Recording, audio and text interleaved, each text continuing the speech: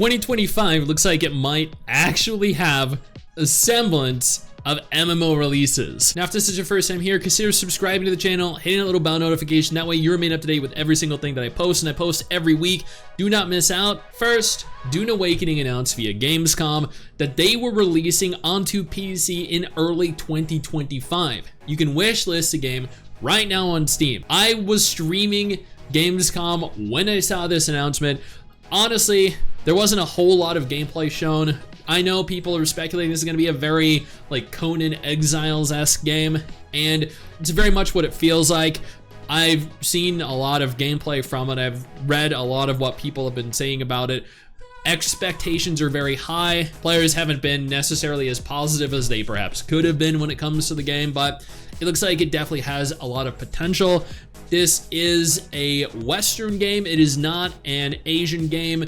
So there are going to be stark contrasts between the style of game that this could be, that it was expected to be, and other MMOs like Once Human that are inspired by Asian culture, or at the very least developed by Asian companies. One thing I did notice, one thing I'm actually like really dissatisfied with, I guess, is its character models. Like, the world itself looked good, the animations look good. A lot of what I saw in the new 5-minute trailer looked good, nothing great, but the one thing that stood out to me and that detracted from my enjoyment of the trailer and could potentially deter me from enjoying the game to the full extent that I could were its character models. They just look really, I don't know, uninteresting, uninspired, I dare say ugly, but at the same time, not everyone's gonna agree with that. That's perfectly fine. Maybe it's just I'm used to pretty Asian games, pretty anime games. I don't know, but they don't appeal to me. But then at the same time, not every game is gonna appeal to every person. Lots of people think anime games are ugly or Eastern games are ugly.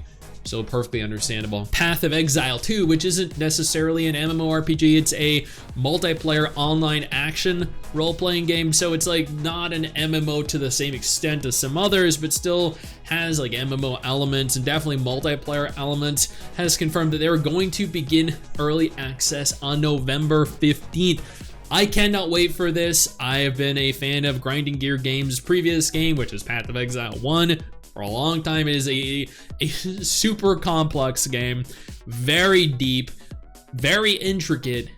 I don't know a single person that has ever said, I hate Path of Exile because it's a crap or boring game.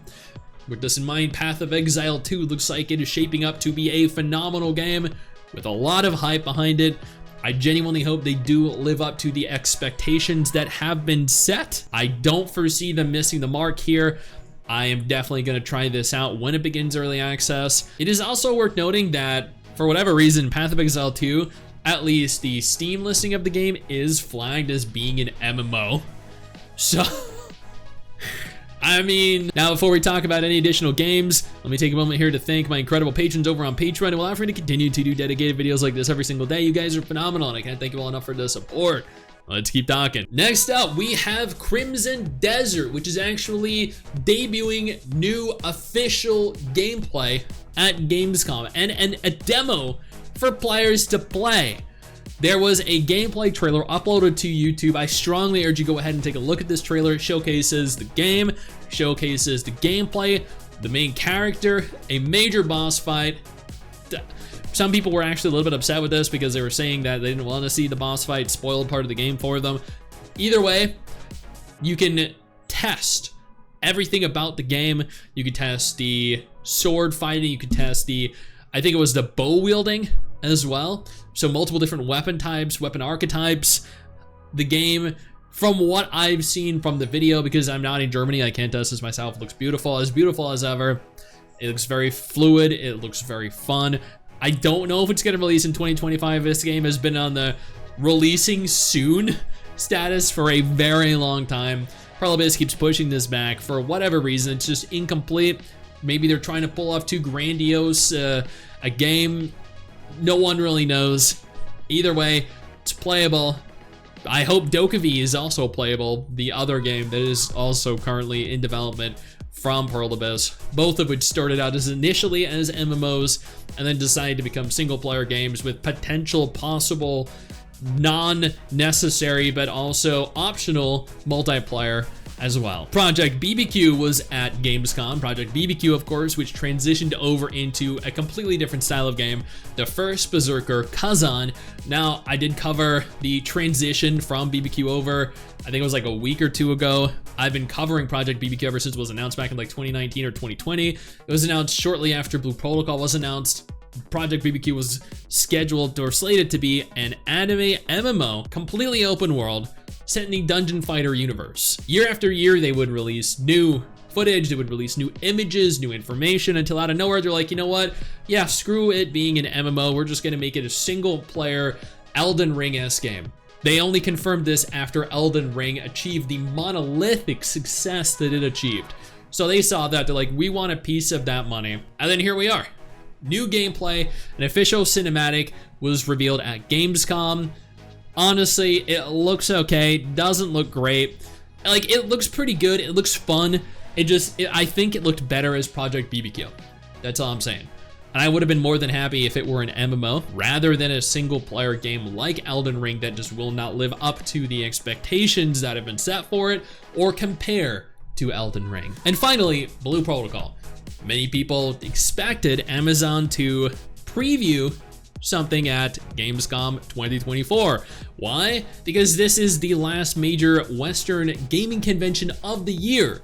The only other gaming conventions that I can think of are the Game Awards show that's gonna happen sometime later this year and the Tokyo Game Show. The Tokyo Game Show, of course, however, is the Japanese game convention that really won't debut any English trailers there. It doesn't make sense to. It's gonna debut Japanese games, Japanese trailers. Amazon missed the mark. They absolutely missed the mark here.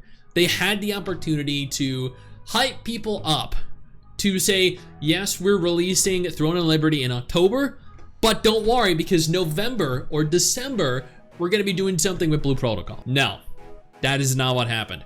What happened was they remained completely and utterly silent. Nothing at all was said. Nothing at all was even hinted at. On the contrary, if you navigate on over to their official Amazon Games website now, no longer is Blue Protocol listed at the top of their page. Instead, it has been replaced with King of Meat. Yes, that weird multiplayer game that looks absolutely horrible in comparison. There is so little focus on Blue Protocol now. They are trying to push away attention as much as they can from Blue Protocol. And I don't know why.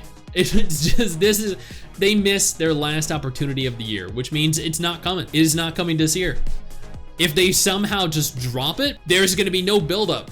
They're not gonna have the millions of potential viewers they could have had they announced something at Gamescom. This is a stupid idea. This was a stupid missed opportunity, and I am disappointed. Now, if none of this is of any interest to you though, absolutely no problem. I got you covered with 2 different videos on screen right now. There might be more up your alley.